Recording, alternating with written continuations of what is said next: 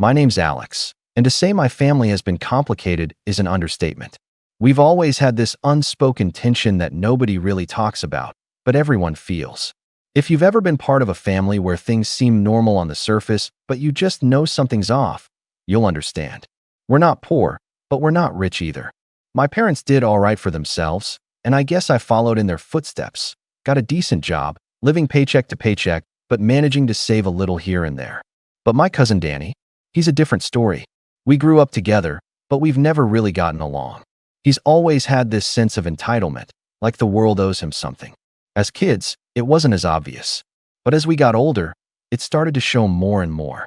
His behavior towards me, especially, has always been, well, let's just say less than friendly.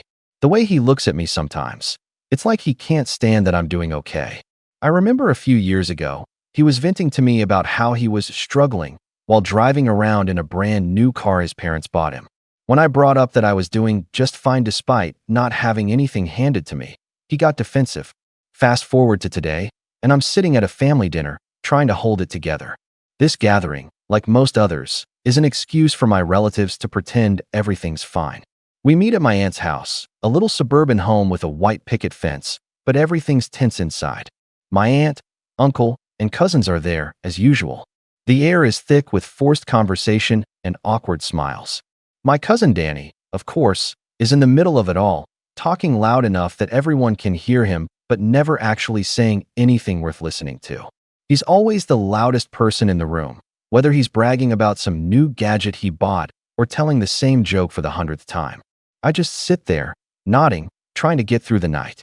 As usual, no one talks about the real stuff.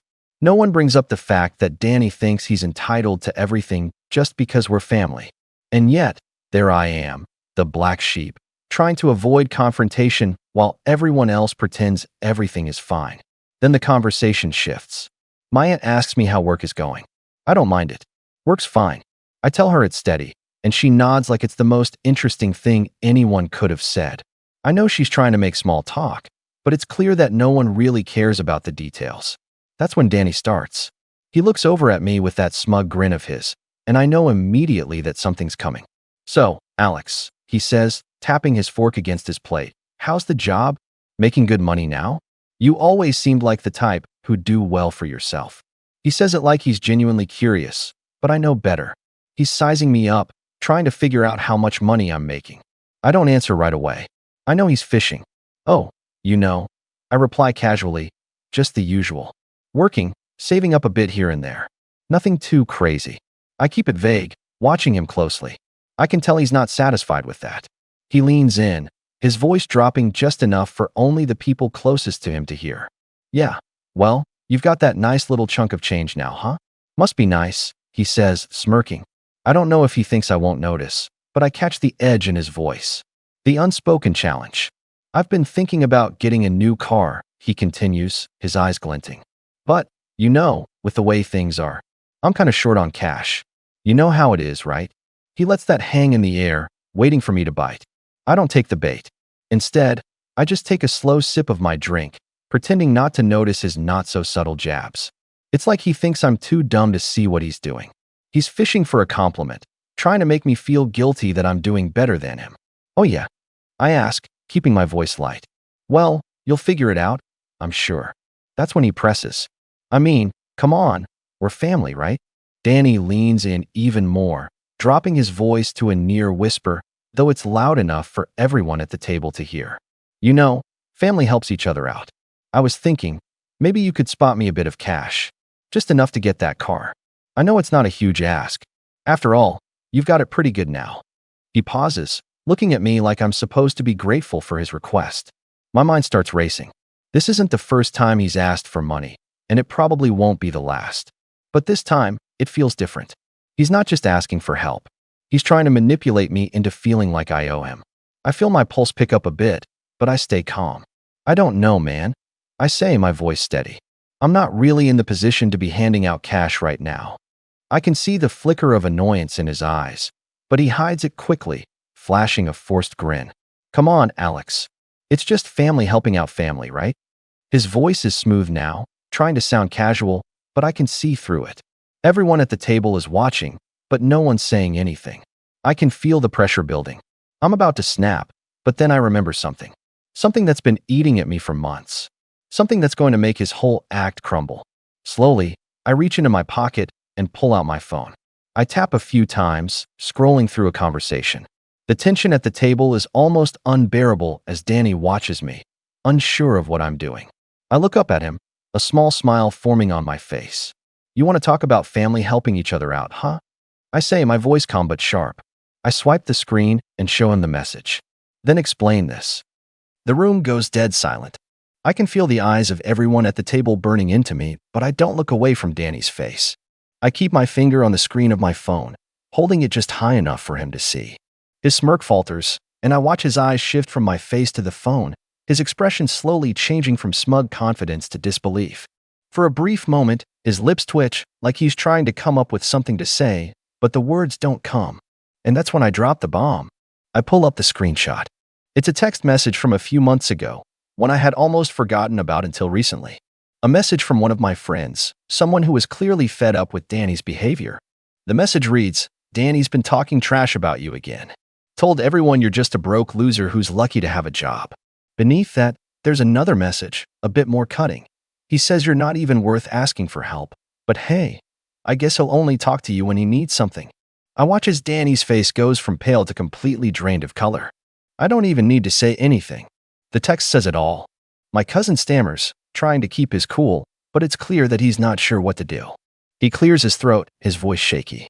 "Hey Alex, that's not." He cuts himself off when he realizes there's nothing he can say that will make this go away. The room remains silent, except for the quiet hum of the air conditioning and the faint clink of silverware on plates. Everyone is looking between us, and I can see the uncertainty in their eyes. No one has said a word yet. My aunt, who's usually the peacemaker in the family, glances at Danny, then at me, her face tight with confusion. It's obvious she has no idea what's going on, and I can see her trying to piece together the situation in her head. Danny, still trying to save face, forces out a weak laugh. "Look, it's not what it looks like, okay? But he doesn't finish. His voice falters as he looks at the phone screen again, like he's finally starting to process how badly he's been caught. He shifts uncomfortably in his seat, his eyes flicking around the table. His expression is a mix of embarrassment and frustration, but I'm not letting him off the hook. "That's funny," I say, not bothering to hide the sarcasm in my voice. I didn't realize family talked behind each other's backs like that. But hey, maybe I'm just overreacting, right? I let the silence stretch for a few more seconds, watching Danny squirm under the weight of his own lies. I don't even have to look at anyone else. I know that they're all thinking the same thing. The worst part? My aunt is starting to piece it together. She looks between us and then at Danny, her face slowly changing from confusion to concern. "Danny, what is this?" she asks softly. "What's going on?" I don't answer for him. I just let the silence hang in the air, letting the truth settle. Danny opens his mouth again, trying to speak, but no words come out. He's running out of excuses, and everyone at the table is starting to see him for what he really is. The smug, entitled attitude he's carried for years is starting to crack, and for the first time, I'm not the one in the hot seat. But then, just as I think I've got the upper hand, my uncle speaks up. All right, let's just calm down. Everyone's a little on edge, okay," he says, trying to defuse the situation. But I can see it in his eyes. He doesn't really believe Danny, not anymore. There's something in the way he glances at me now, like he's trying to figure out whether this is a family problem or if it's deeper than that. Danny, sensing the shift, looks to my uncle for backup. "Dad, this is ridiculous," he mutters. "Alex is just trying to make me look bad in front of everyone. I was just asking for some help, like any family would. This is blown way out of proportion." He's scrambling now, trying to manipulate the situation, but it's too late. The cracks are starting to show. I stand up, placing my phone face down on the table. "I'm done with this conversation. I'm not making you look bad, Danny," I say coldly. "You're doing that all on your own." I turn to my aunt and uncle, my voice steady. "You want to know what kind of family helps each other out? A family that doesn't talk behind each other's backs, a family that doesn't manipulate each other when they're in need. That's the kind of family I thought we were." Danny's face is burning red now, and I'm sure he's regretting ever trying to pull this stunt. I can see it in his eyes, that moment when he realized I wasn't going to back down, when he realized this time he wasn't going to get away with it. He shifts uneasily in his chair, unable to look anyone in the eye. And just before the tension reaches its peak, I make my move. You want money so badly? I say, my voice cutting through the silence. Then explain this. I reach for my phone again, ready to show him exactly what I've been holding back. But I'm not showing him just another screenshot. This time, I'm pulling up something else, something that'll be the final nail in his coffin. I slide my phone across the table, face up, the screen glaring in the dim light of the dining room. The weight of the moment is palpable, and I can feel the tension growing thicker with every second. Everyone is holding their breath, waiting for the next move, even Danny, who looks like he's seen a ghost. I let the phone rest on the table, not saying a word. The text message on the screen is loud and clear. It's a message Danny had sent to one of his friends a week ago. Can you believe Alex actually thinks he's better than me? This guy gets a little bit of money and acts like he's some big shot. I wouldn't trust him with $1, let alone give him any help. I'll just keep playing the victim card. Family will always come through when you need it. The words hang in the air like a slap. Everyone stares at it, the silence suffocating. Even my uncle, who's usually the peacekeeper, sits back in his chair, eyes wide, not sure how to process this. My aunt's face is a mix of disbelief and shock, her hand trembling slightly as she reaches for her wine glass. Danny's face turns ghostly pale, his hand shaking as he reaches out to grab the phone, but I pull it away just in time.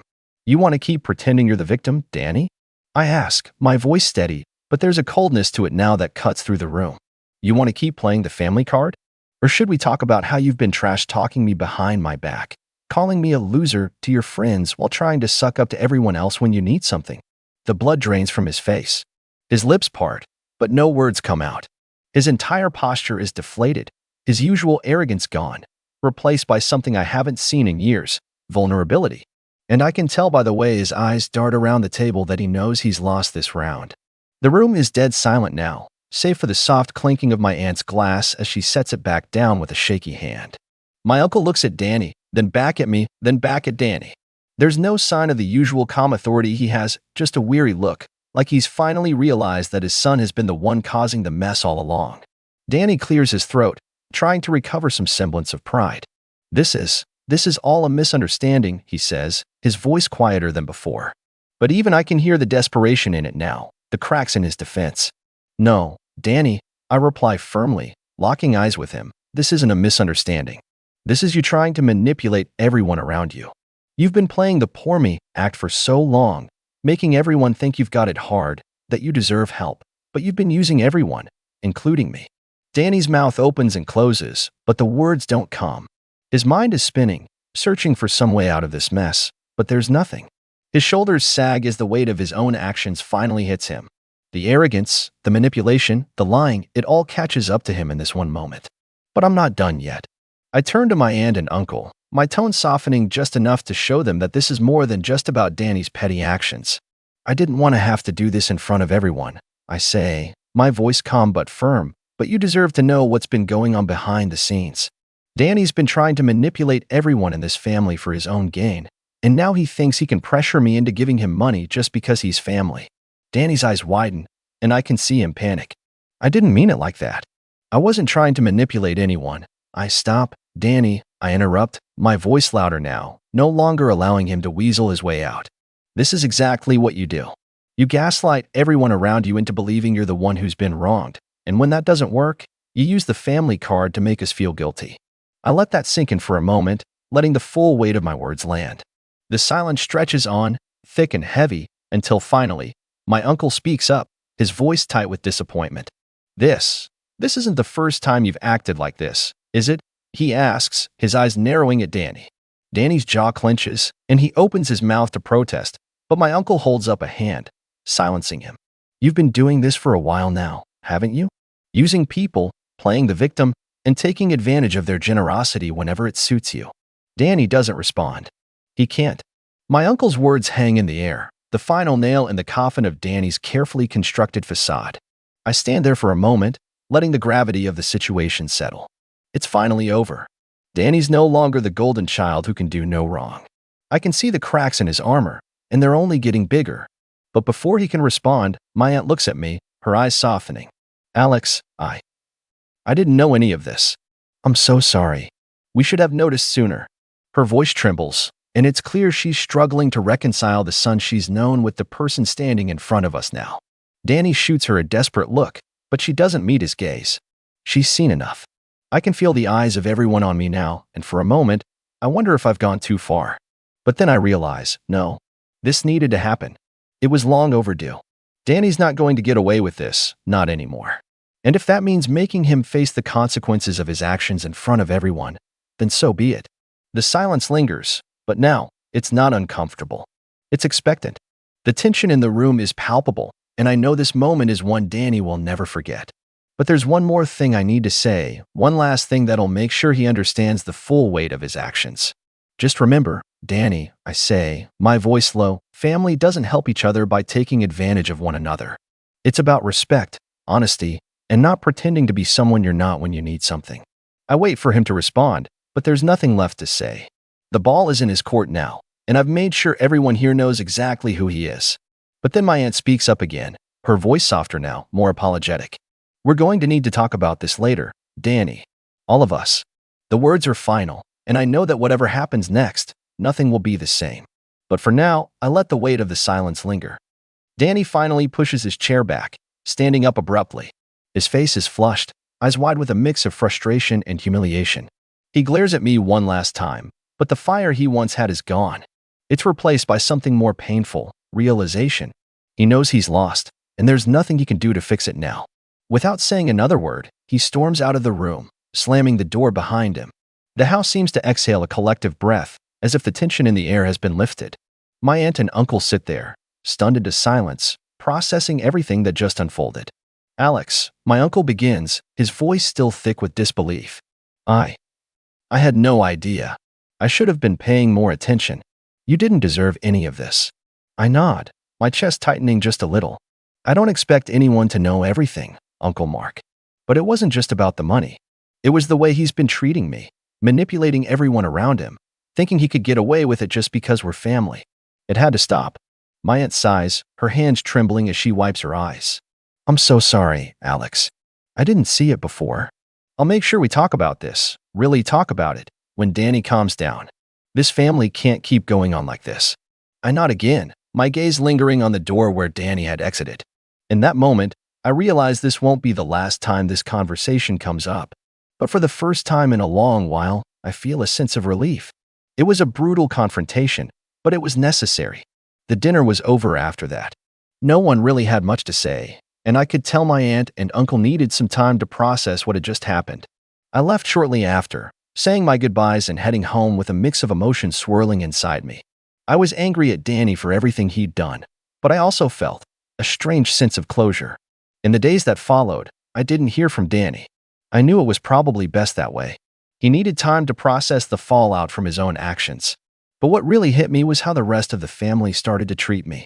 It wasn't just my aunt and uncle who were grateful for what I did. It was my cousins, my other relatives. They reached out with messages of support, thanking me for standing up to him. It felt good to know I wasn't alone in this. That I had the support of the family who'd seen what Danny had been doing behind the scenes. As for Danny, he eventually reached out, but it wasn't to apologize. He wanted something. Of course, it wasn't money. Instead, he wanted to manipulate the situation again, trying to convince me I was the one who had gone too far. He said the family would never be the same after what I did. But honestly, I didn't care. I didn't need to fix everything for him. What I did wasn't about him. It was about finally standing up for myself and showing that I wouldn't let him walk all over me anymore. Things aren't perfect. I haven't heard from him much since that last attempt, and I'm fine with that. It's not easy dealing with someone like Danny, but I've made it clear that I won't be a doormat. I'm just relieved that, for the first time in a long while, there's a sense of peace in my family. And that's the way it stands now. My question to all of you, what would you have done in my situation? Did I go too far? Or was this something that needed to happen? Let me know your thoughts, because honestly, I'm still processing everything too.